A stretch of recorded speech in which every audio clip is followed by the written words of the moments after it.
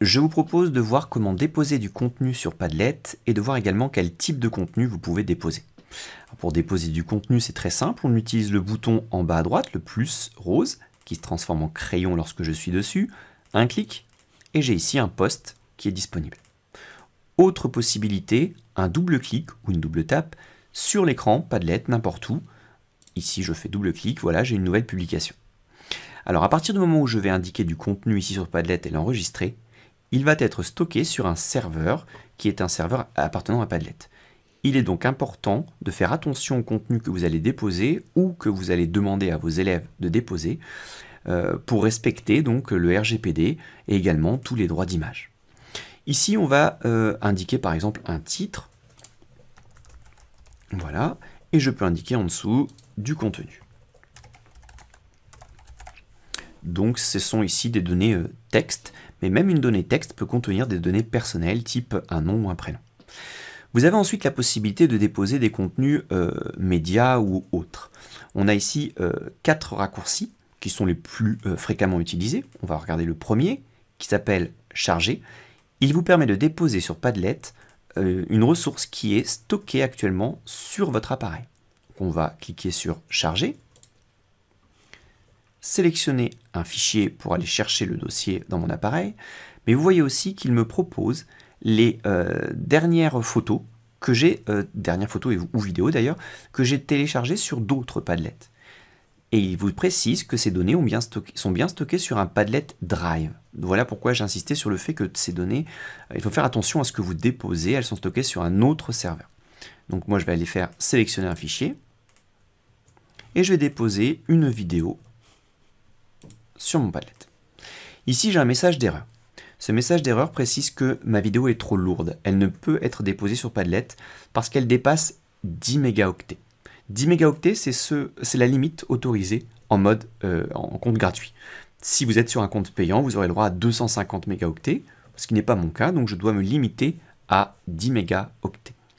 Alors si votre vidéo est trop importante, vous avez la possibilité d'utiliser le deuxième raccourci.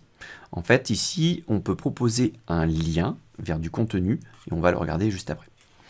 Je voudrais juste préciser que dans les pièces que vous chargez, il y a des ressources qui s'affichent directement dans le Padlet, y compris un document Word. Je vais vous montrer. Je vais aller chercher un document Word qu'on a utilisé dans la vidéo précédente. Je vais l'ouvrir. Le document est chargé et il s'affiche dans Padlet. Je clique dessus. Et l'élève a accès ici à ma page Word, alors qu'il n'a pas nécessairement Word sur sa machine. Donc c'est une possibilité intéressante. Et je voudrais également mettre en avant la possibilité pour l'élève de télécharger la pièce que vous avez déposée sur Padlet. Vous voyez qu'ici, en haut, l'élève dispose, ou l'utilisateur dispose de ce bouton télécharger. Je clique dessus, et vous voyez que en bas, j'ai téléchargé mon document Word, que je peux ouvrir, et qui s'affiche dans mon Word. Alors, il faut aussi faire attention car ce bouton s'affiche quel que soit le support que vous avez déposé. Ça veut dire également pour vos photos et vos vidéos. Les utilisateurs auront la possibilité de récupérer votre contenu, même s'ils ne sont que en mode lecture. Ça veut dire que s'ils n'ont aucun droit d'écriture sur votre Padlet, ils auront quand même la possibilité de télécharger votre contenu. Vous ne pourrez pas le bloquer, donc c'est une chose importante à savoir. Je supprime cette publication et on va donc aller voir le second raccourci. Ici, la possibilité de déposer un lien vers une ressource qui est stockée sur Internet, notamment une vidéo. Si vous avez des vidéos trop lourdes ou si vous voulez proposer des vidéos déjà présentes sur Internet, vous pouvez aller sur, par exemple, YouTube. Donc là, moi, je vais aller sur ma chaîne, récupérer cette vidéo. Donc, j'ai besoin uniquement de l'adresse qui est indiquée ici en haut. Je la copie, je retourne sur mon Padlet, je clique sur le bouton lien et je lui propose l'URL ici copiée précédemment. J'enregistre et la vidéo est accessible directement dans le Padlet. Je peux lire cette vidéo en restant dans mon Padlet. Voilà. Alors, j'en profite pour vous préciser qu'il existe d'autres hébergeurs que YouTube, notamment un hébergeur qui peut vous intéresser en tant qu'enseignant, qui s'appelle Libcast. Alors, sur Internet, vous tapez Libcast, Lipcast enseignant. Je clique sur le premier lien proposé. Et Lipcast vous propose de stocker, alors actuellement sans vidéo, mais parce qu'on est en période de confinement, sinon c'est 20 vidéos et 3 gigas d'espace de stockage gratuitement pour les enseignants. Alors ce qui est rassurant dans Lipcast, c'est qu'il est beaucoup plus soucieux du RGPD et que ceci va nous rassurer lorsqu'on va déposer nos vidéos. Donc on va aller voir par exemple tout en bas les conditions générales d'utilisation de ce site. Et vous allez voir à l'article 1, qui est ici juste en premier, que Lipcast s'engage à stocker toutes les données sur le territoire français uniquement. Et on va aller voir également l'article 12, ici, qui précise que Lipcast attache une grande importance à la protection des données et que par conséquent, il ne va pas faire de la vente et ainsi de suite de données. Donc ce qui nous intéresse énormément pour nos ressources. Donc un site qui peut être intéressant, il faut créer un compte par contre avec une adresse académique. On retourne sur notre Padlet. Voilà, je vais supprimer cette vidéo. On va aller voir le troisième raccourci. Ici, vous avez la possibilité de faire directement des recherches sur Google. Vous pouvez chercher des images, des vidéos, des GIFs, ce que vous voulez. Mais attention, vous ne pouvez pas filtrer ici avec les outils disponibles d'habitude sur Google pour filtrer les images qui sont libres de droit, ainsi de suite. Là, vous aurez accès à toutes les ressources sans les filtrer. Et on a également la possibilité de prendre une photo à partir de ce quatrième raccourci. Je clique sur le petit onglet « Prendre une photo ». On a accès ici à la caméra. Vous pouvez choisir la caméra si vous en avez plusieurs sur l'appareil que vous utilisez. Et il suffit de cliquer sur l'appareil photo pour prendre une photo avec un petit décompte qui vous permet de se positionner. Ça me convient parfaitement. Je vais enregistrer. Alors vous avez ici différents modes pour choisir un type d'apparence sur votre photo. Et je vais enregistrer ma photo. Elle va charger. Et va s'afficher dans quelques instants. Alors il faut savoir que pour les photos, on est beaucoup moins limité par la taille. Parce qu'une photo de 10 mégaoctets, c'est déjà très très conséquent. Même si vous avez un très bon appareil photo, 10 mégaoctets, c'est franchement, ça fait déjà, pour atteindre les 10 mégaoctets, il faut vraiment une très très très forte définition. Voilà, donc une possibilité ici de déposer une photo. Alors nous avons vu les 4 onglets les plus utilisés, mais il y a encore d'autres possibilités, notamment en utilisant les 3 petits points qui sont ici sur la droite. Vous voyez qu'on a déjà fait alors donc charger, lien, Google, prendre une photo, mais vous pouvez également prendre une vidéo et l'intégrer directement sur Padlet. Donc là, ça va solliciter la caméra de mon appareil. Vous avez la possibilité cette fois-ci de choisir à la fois le micro que vous utilisez et la caméra que vous utilisez. On a un petit message d'avertissement qui vous dit que la durée des vidéos est bloquée à 5 minutes. Donc c'est plutôt pas mal, ça vous fait un stop au bout des 5 minutes pour déposer votre vidéo. Mais on va voir ensemble que on dépend énormément du débit et que parfois sur Padlet c'est compliqué de déposer des vidéos trop lourdes. Et je vous propose déjà de faire l'expérience d'une vidéo qui va durer 20 secondes pour voir déjà ce qu'il se passe. Je vais cliquer sur caméra pour enregistrer. Vous voyez qu'ici en bas, j'ai un compteur qui défile et je vous propose de se retrouver d'ici 20 secondes. Voilà, donc on arrive au terme des 20 secondes. Je vais faire stop. Ma vidéo fait donc 20 secondes. Je peux la lire et ensuite l'enregistrer. Mais donc ici, j'ai la possibilité de lire ma vidéo pour vérifier qu'elle correspond bien à ce que je souhaite. Je peux rentrer tout à fait un titre si je le souhaite. Et je vais vous proposer un chronomètre qui va s'afficher ici en bas à droite pour voir combien de temps il va falloir pour que cette vidéo se dépose sur Padlet. Donc je clique sur le bouton enregistrer, je vous remets le chronomètre que je mets en lecture.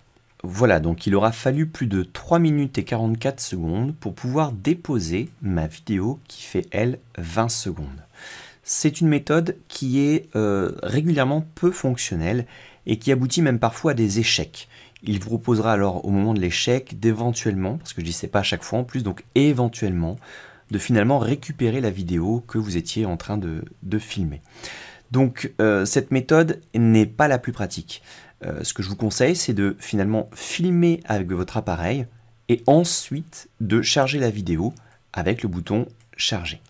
De plus, maintenant, Padlet traite les vidéos Ce qui fait que vous ne dépendez pas de l'appareil avec lequel a été réalisée la vidéo. Je vais vous l'illustrer tout de suite. Je vais réaliser une vidéo à partir de mon iPhone, qui a des codecs propres à Apple et qui posait en tout cas régulièrement problème lorsqu'on voulait lire cette vidéo sur Windows. Donc je vais déclencher ma caméra. Ici vous avez le clavier de mon écran. Je vais réaliser une vidéo qui va faire également 20 secondes. Vous voyez le compteur qui est en haut et on se retrouve d'ici quelques secondes. Voilà, donc on arrive à une vidéo de 20 secondes, je fais stop, et maintenant je veux déposer cette vidéo sur mon Padlet. Donc je vais aller chercher, hop là, mon application Padlet. Je vais utiliser mon Padlet d'exemple. Je vais donc cliquer sur le plus rose, aller chercher ma vidéo en cliquant sur la petite photo en bas à gauche. J'accède à ma galerie et je vais sélectionner ma vidéo. Je n'ai plus qu'à cliquer sur le bouton choisir pour faire apparaître, pour charger cette vidéo sur Padlet. Ce que nous allons faire, c'est en plus chronométrer le temps de chargement de cette vidéo de 20 secondes. Donc je vais cliquer sur choisir. Voilà, il m'aura fallu 24 secondes pour que ma vidéo soit chargée sur le Padlet. Et on va voir que sur mon écran Windows, donc l'écran central, la vidéo enregistrée à partir d'un iPhone est lisible complètement sur un ordinateur Windows. Voilà, alors là elle a été enregistrée en format portrait, donc elle s'affiche en format portrait. Ça c'est aussi une consigne importante à donner aux élèves lorsqu'ils filment.